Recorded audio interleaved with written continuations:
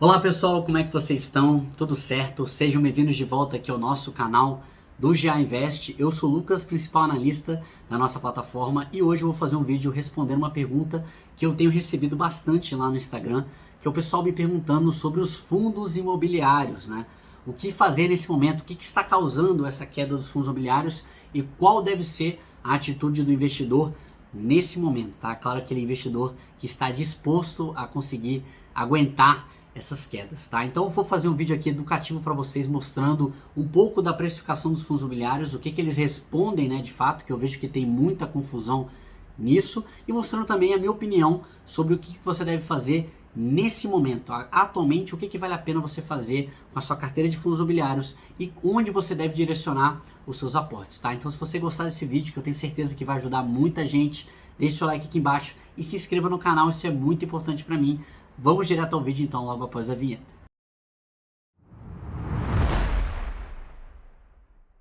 Fala pessoal, vamos olhar então aqui o nosso gráfico do IFIX nos últimos 12 meses. E a gente percebe que o IFIX, desde o topo ali, em mais ou menos 2.900 pontos, ele caiu cerca de 11%, né, 10%. Você está um pouco menos impactado do que os fundos de tijolo no geral, porque você tem uma parcela grande de fundos de papel, né, dentro aqui do IFIX. Se você colocar, por exemplo, um fundo de papel qualquer, você vai perceber que ele geralmente ele caiu um pouco menos, né, ao longo desse ano. Você vê aqui o CPTS até ele caiu 9% do topo ali até o fundo. Então os fundos de papel eles têm conseguido segurar um pouco mais essa queda, e por isso que o IFIX não caiu tanto quanto os fundos de tijolo que você tem em carteira, como por exemplo o HSML, caiu muito também, caiu, já estava num preço aqui abaixo, né, bem abaixo de 2019, que ele chegou a negociar a R$120, então estava R$90 aqui, quando de repente caiu bastante de novo, caiu 30%. HGLG, no topo aqui, do topo ao fundo caiu 15%, né, o fundo de logística de alta qualidade, caiu um pouco menos. O XPLG caiu bastante também, caiu 30%, uma quantidade considerável a queda do XPLG.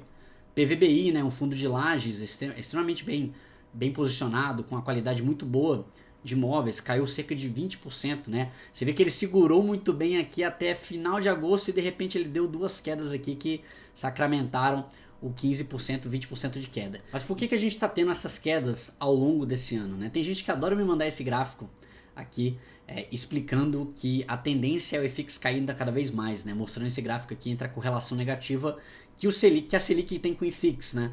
O que é uma verdade, só que se você notar uma coisa interessante, olha o seguinte aqui, em 2015, no final de 2015, a gente teve um movimento para cima do IFIX, enquanto a Selic ainda estava flat, né? Ela estava reta. Por que isso aconteceu, será? E aí eu mostro o verdadeiro motivo para vocês pelo qual a gente está tendo essa queda tão vigorosa agora nos fundos imobiliários. O verdadeiro motivo são os juros longos, tá? Não é a Selic. E a tendência é que a Selic ela acompanhe os juros longos, de fato. Então os juros eles meio que são a previsão para onde a Selic vai.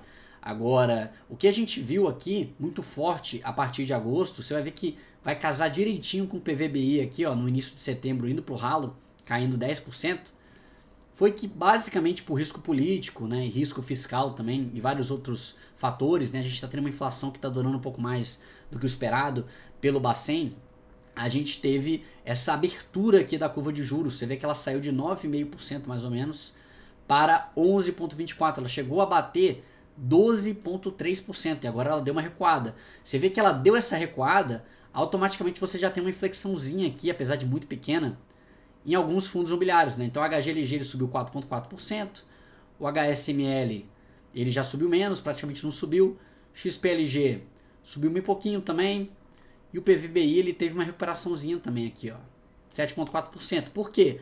Pode ser o início, né, desse enfraquecimento dessa taxa de juros longa. Então sempre que essa taxa ela abrir, a tendência é que a Selic vá buscar essa taxa e automaticamente os fundos imobiliários eles vão ser reprecificados por essa taxa aqui e não pelos aumentos da Selic. Esse é o motivo pelo qual você aguardar para comprar fundos imobiliários não faz sentido, tá? Esse negócio de aumentar, vou aguardar a Selic aumentar 1,5 no final do ano. Todo mundo sabe que esse aumento ele virá no final do ano, tá? Então já está meio que contratado e para o ano que vem está contratado ali entre 11% e 12% de Selic, tá? Que é muito próximo aí do nosso juros longo. Isso não vai impactar em nada os fundos imobiliários se a gente tiver o nosso juro longo andando de lado. Tá? O que realmente reprecifica os fundos imobiliários são esse tipo de juros aqui, porque você tem as taxas, né, do Tesouro IPCA, por exemplo, IPCA mais 5,16, sempre que essa taxa sobe, o seu fundo imobiliário ele tem que cair para que ele possa te pagar um rendimento que esteja atrelado ao risco desse imóvel. Então tem que ser um rendimento que seja maior do que esse aqui, tá? Então é sempre bom olhar nessa perspectiva aqui, tá, pessoal? Sempre olhando os juros longos. Praticamente o Tesouro IPCA 2035 é o que eu mais utilizo para olhar, né, os fundos imobiliários. A tendência é que você tenha o IPCA reposto dentro da cota, então você olha um pouco mais aqui o quanto que ele está pagando acima do IPCA. E a gente tem vários fundos imobiliários já pagando bastante, né, acima desse prêmio aqui que o Tesouro IPCA ele te paga para você ficar investido nele até 2035. Tem que tomar um cuidado muito grande também quando vocês comparam, porque tem que lembrar que se você investir no Tesouro IPCA, você vai ficar com 14 anos do seu dinheiro até que você consiga ganhar o seu prêmio, tá? Diferentemente dos fundos imobiliários que eles vão te pagando ao longo do tempo. E existe um valor nisso. Existe um valor de você receber o aluguel mensalmente ali já na sua conta, porque você tem o poder do dinheiro e você pode fazer com ele o que você bem entender.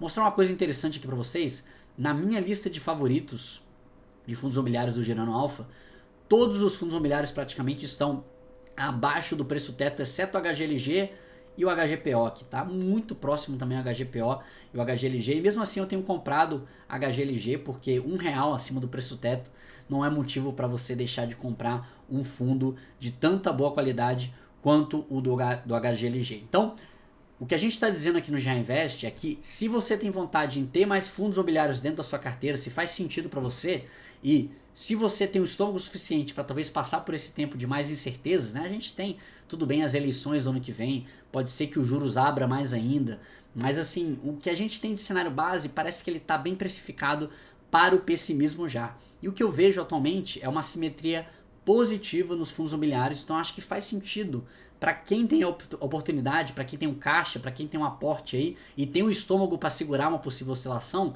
de estar mais investido em fundos imobiliários nesse momento. Pelo menos esse é o nosso call aqui no GA. E quais fundos imobiliários será que faz sentido você investir?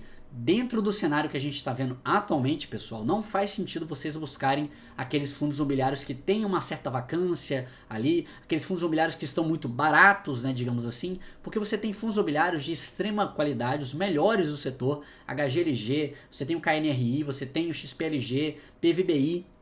Todos esses fundos, eles estão a precificação bem atrativa. Então eu diria, se você optar por investir nesse momento, para investir nos melhores fundos que a gente tem disponível, porque todos eles estão num patamar bem interessante para você conseguir fazer investimento, tá? E outra coisa, cuidado ao olhar o dividend yield atual do fundo, tá? Tem muita gente que olha o dividend yield atual, olha os últimos 12 meses, por exemplo, que é um erro maior ainda, e tenta comparar ali com o IPCA para ver se faz sentido ou não. Cuidado com isso aqui, pessoal, porque é o seguinte, ao longo do tempo, né, se você comparar com, por exemplo, com o IPCA 2035, não faz tanto sentido porque ao longo do tempo você vai tendo as revisões, os revisionais, e o dividend yield ele vai aumentando de acordo com a inflação. A maioria desses contratos eles são revisados ou pelo IPCA ou pelo IGPM. Então, e os bons fundos, né, os fundos de qualidade, é por isso que é importante você comprar os fundos de qualidade, eles estão conseguindo repassar esse dividend yield aos poucos, tá? Isso vai levar um pouco de tempo para você conseguir visualizar. Só que se você comprar, por exemplo, um BTLG aqui praticamente no valor patrimonial, é uma boa ideia porque ao longo do tempo, né, esse yield aqui, ele vai aumentando e ele vai remunerando o seu capital melhor. Então é tipo uma bola de neve ali nos rendimentos do aluguel. Tem muita gente falando também de comprar muitos fundos de papel, tá, para proteger a carteira contra a inflação. Eu só acho que você tem que tomar cuidado com uma coisa, tá, pessoal? Lembrar que os fundos de papel, eles são fundos de crédito, tá? E o crédito ele funciona muito bem no início de uma crise inflacionária, porque a tendência é que as pessoas paguem o crédito e ele é reajustado pelas taxas dentro daquela cesta de crise. Agora o problema é quando você tem uma inflação persistente. Então se você está pessimista com a inflação, se você acha que ela vai durar muito tempo, que ela vai explodir para cima, é ruim você ter esses fundos de papel, porque a tendência é que você tenha inadimplência dentro dos créditos desse fundo, tá? Então, ao longo do tempo, tomem cuidado também com os fundos de high yield, né? Que são os fundos que têm um risco muito alto atrelado. Você tem alguns CRIs lá que tem um IGPM mais 15, né? Quem que será que vai conseguir pagar um IGPM mais 15? Então tomem muito cuidado, o IPCA mais 15, com esse tipo de taxa, a rentabilidade ela vem junto, ela vem atrelada junto com o risco. E o que a gente está vendo agora é que existe pouca diferença, existe pouco retorno entre você investir num fundo high yield, um fundo que paga um yield muito alto, e um fundo middle yield, um fundo que paga um yield um pouco menor, mas tem uma cesta de CRIs com risco muito mais equalizado, tá? Então tome cuidado com esses high yields aí, pare de olhar apenas o yield e olhe também para o risco dentro do fundo. Olhe um pouco as taxas lá e verifica se essas taxas elas fazem sentido. Pensa se você fosse a outra pessoa que tivesse que pagar essas taxas naquela securitização. Então, tomem cuidado, tá, pessoal? Tomem cuidado com isso aí. Não busquem apenas o rendimento nesse momento, porque se você acredita que a inflação ela tende a perdurar, tende a persistir, você tem que tomar cuidado com esses fundos de papel que são fundos de papel high yield. Se começar a dar inadimplência, começar a dar default dentro da carteira de crise do fundo, é inevitável que a cota vai desabar muito, tá? Então, o que realmente protege contra a inflação alta no longo prazo, apesar de no curto prazo estar protegendo menos, né, está caindo mais no curto prazo, o que protege de fato contra a inflação persistente são os fundos de tijolo, tá? Então mantenham isso em mente. Não desistam dos fundos de tijolo, não façam a troca da sua carteira de tijolo para fundos de papel nesse momento. Vocês estão olhando o retrovisor, tomem cuidado ao olhar o retrovisor para investir.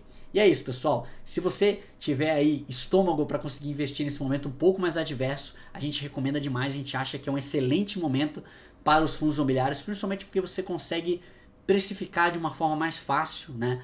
Os fundos você consegue comparar com os pares, o metro quadrado, e a gente vê que atualmente, né, principalmente aqui a partir de novembro, outubro, os fundos imobiliários eles chegaram num patamar bem racional, tá? Principalmente os fundos de tijolo, os fundos de laje premium, né, como o PVBI, chegaram num patamar bem racional na nossa visão e a gente acha que faz todo sentido estar comprando nesse momento. Mas sempre estudem os ativos que vocês estiverem comprando, porque faz muita diferença vocês comprarem entre um ativo mais ou menos e um ativo muito bom, tá, pessoal? Espero que vocês tenham gostado desse vídeo. Um grande abraço, bons investimentos e até semana que vem.